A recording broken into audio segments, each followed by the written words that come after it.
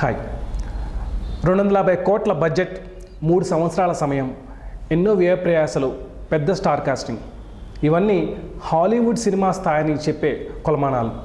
కానీ భారతీయ సినిమాలో, అది తెలుగు సినిమా నుంచి జక్కన్నగా పిలువబడే రాజమౌళి దర్శకత్వంలో వస్తున్న బాహుబలి హాలీవుడ్ స్థాయితో సరిసమానంగా వస్తున్న సినిమా. బాహుబలి సినిమా గురించి, దాని విజయం గురించి భారతదేశం మొత్తం ఆసక్తిగా ఎదురుచూస్తుంది. తెలుగు సినిమా అంటే హీరోల అభిమానుల గురించి కొన్ని పంచి డైలాగులు, పాటలు అనే మోస పద్ధతిలో వెళ్తున్న మన సినిమాని ఆ మోస పద్ధతి దాటుకుంటూ, బడ్జెట్ పరిమితులను కూడా దాటుకుంటూ వెళ్తున్న సినిమా బాహుబలి. ఒక విధంగా చెప్పాలంటే బాహుబలి సినిమా భారతదేశ సినిమా చరిత్రలో ఒక గొప్ప ప్రయోగం. ఈ సినిమా సఫలం చెందితే భారతదేశం నుంచి కూడా హాలీవుడ్ స్థాయితో సరిసమానంగా పెద్ద పెద్ద బడ్జెట్లతో వచ్చే సినిమాలు మనం చూడవచ్చు.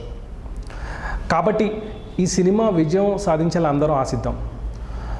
రాజమౌళి గారు ప్రతి సినిమా చివరన ఒక స్టాంప్ వేస్తారు, ఇట్స్ ఎస్ఎస్ రాజమౌళి మూవీ అని.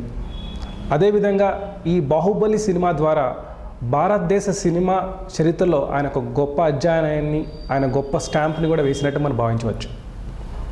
అదేవిధంగా పైరసీ అనేది ఒక పెద్ద భూతం. ఆన్లైన్ సైట్లలో, పైరటెడ్ సీడీల్లో సినిమాలు చూడడం ద్వారా మన సినిమా ఇండస్ట్రీని చంపుతున్నాం.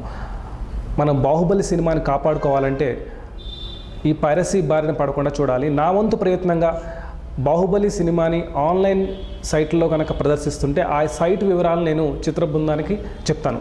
అదేవిధంగా మీరందరూ కూడా మీ వంతు ప్రయత్నంగా ఎక్కడైనా పైరటెడ్ సీడీలు ఉన్నా, ఆన్లైన్లో కనుక సినిమా ప్రదర్శితమవుతున్నా దాని చిత్ర బృందానికి చెప్దాం.